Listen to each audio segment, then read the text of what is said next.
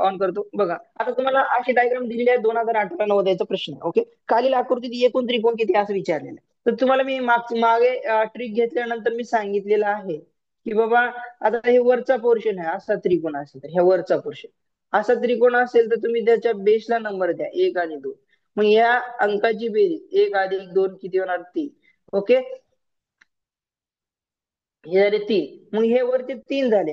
मग आता हे खाली काय करायचं सर? ओके, खाली काय करायचं? काय करायचं बघा, इकडे लक्ष द्या. आता हे कळालं तुम्हाला, 3 तर वरचे झाले.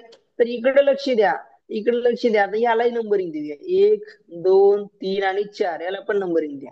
आणि ह्या नंबरची पण आपल्याला काय करायचे? ऍडिशन करायचे. ओके, आणि याला 1 आणि 2.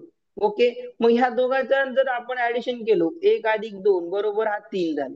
या या 1 2 3 4 यांची ऍडिशन करूया. ओके, 1 अधिक 2 अधिक 3 अधिक 4 यांची ऍडिशन किती होईल? सर 1 13. अधिक 2 3. 3 आणि 3 6 आणि 6 आणि 4 10. म्हणजे टोटल किती झाले तुमचे?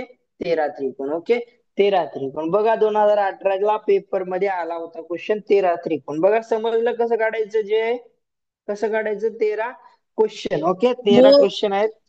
ओके, 13 सॉरी हो. 13 हे आन्सर आहे. ओके, चल व्हेरी गुड. बघा पुढील प्रश्न